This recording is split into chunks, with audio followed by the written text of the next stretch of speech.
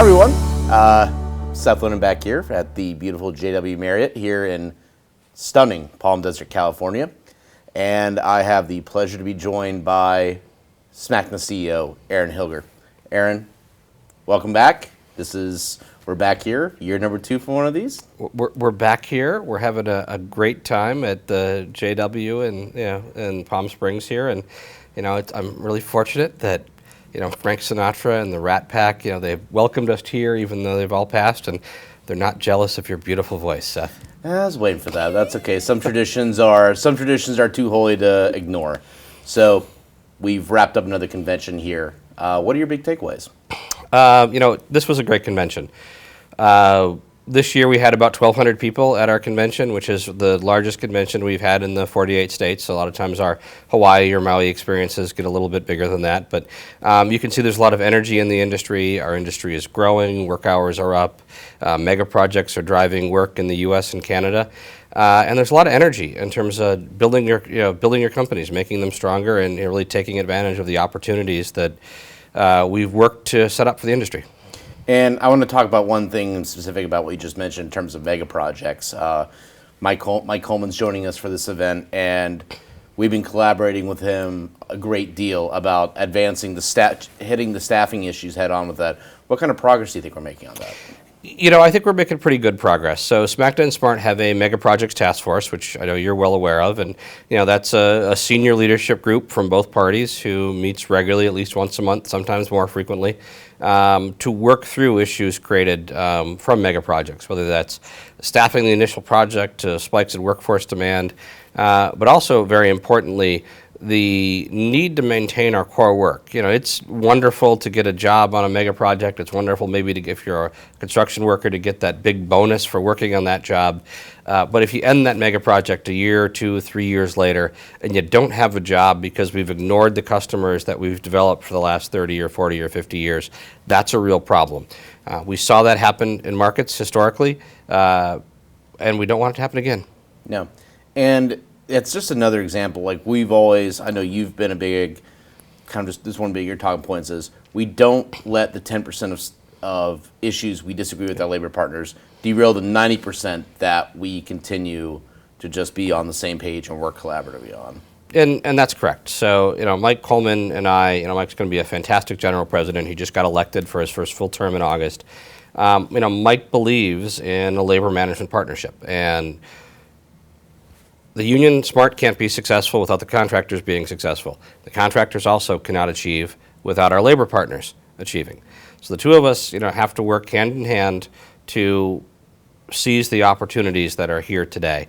We could certainly spend all of our time fighting about things that really don't matter, that don't produce another work hour for any of our members. It's a deliberate choice not to do that. That doesn't mean that those things don't matter. That doesn't mean that some of those fights don't need to happen from time to time. But those issues should never define us. And sometimes they do at a local level, and I think that's our next challenge, is to really help local parties, local SMACNA chapters, local business managers, local unions work through those types of issues in a more productive manner, and making sure that they're meeting regularly. They're not just meeting before their contract expires. And I think it comes down to engagement on that one, because I think that's going to take a lot of education from us at the national level to teach our folks those best practices when it comes to interacting with labor. Yeah, I think that's on both sides. That's part of it, right? So people get jobs that they think their job has a certain set of roles and a certain set of duties, and you're supposed to represent your members in a certain way. Some of that's cultural. Some of that's how you grew up in a labor management relationship. Maybe there's historically been poor relationships in that area, and it always was a fight.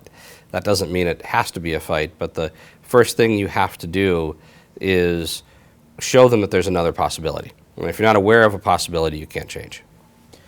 Going back to that theme of engagement, I know that's been a theme that you've been hammering home for the last year.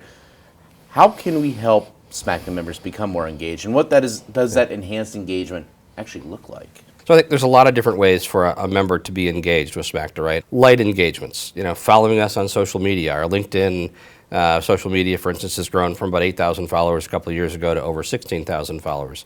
That's a very light engagement. It's a light way to follow and learn about what SMACNA is doing, but it means we're penetrating deeper into our member companies. Other light engagements, maybe you attend a webinar, maybe you buy a manual from SMACNA, maybe you call the tech department and get some support or ask a question on a manual. Those are all ways that are easy for people to engage.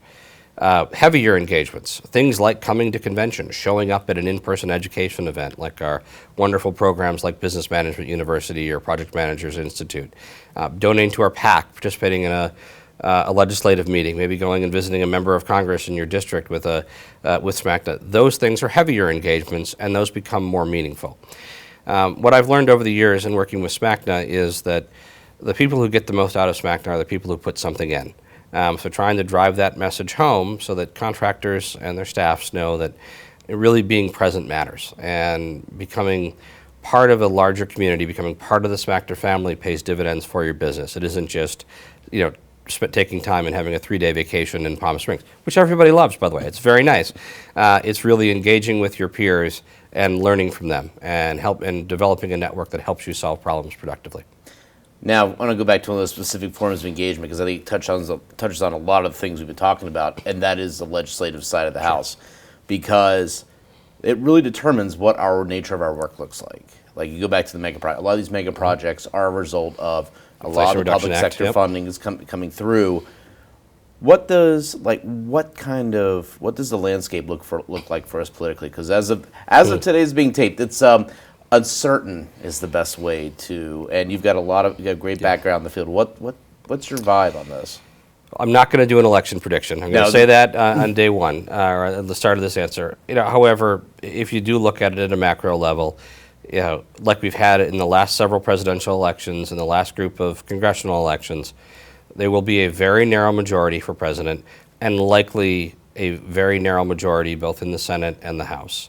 As we've seen in the last 3 congressional cycles, actually 4 or 5 congressional cycles, there are about 40 seats in play. Many of those 40 seats are toss-ups. Those toss-ups will determine whether you have a Democratic majority or Republican majority. The map does, in the Senate side of it, favor the Republicans a little bit just based on the number of seats, but it will still be a very tiny majority either way. Presidency is, you can toss your coin and look at a poll and decide what's going to happen or not happen. From SMACNA's perspective, we're going to work with whatever party is there.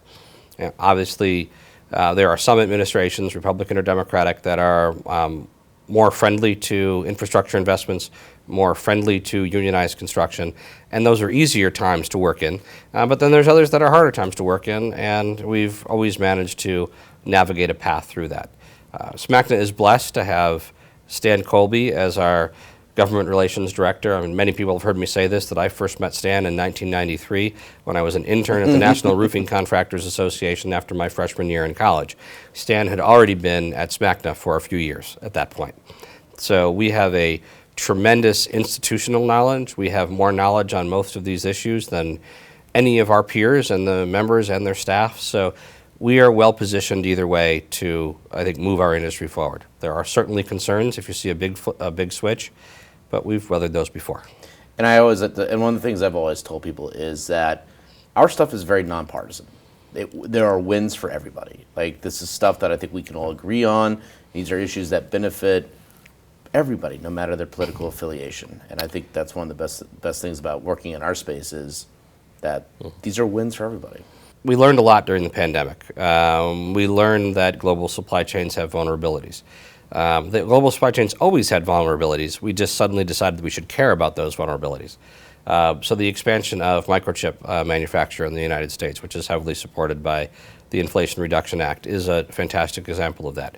Reshoring some of the auto production, I think, is very important because auto production ties very closely to defense production. So bringing some of that home, I think, is in the long-term strategic interest of the United States, regardless of your party affiliation. Last question. 2025. So we are here in 2025. A year from now, out there is probably Hawaii. Where do you want, what do you feel like we can accomplish in that year? I think my main focus looking at next year, and there's a couple pieces to it. One is that labor relations discussion we just had. Just because it's really an incredible relationship at the national level, we know it isn't in certain places around the country. I think General President Coleman and I are, committed to trying to make, those areas better, to bring that bar up, to try to make sure we're in a position to capitalize on the opportunities that are presented to us and not fighting about that 10%. So I think that's one focus. I think your second large activity area is really going to be determined, after, the first Tuesday in November. Our work in that space will probably be substantial either way, but it's going to be very different. So, making sure we're engaged properly in the agencies and the political process and influencing the transition teams favorably towards union contractor interests is going to be, a big chunk of work throughout 2025.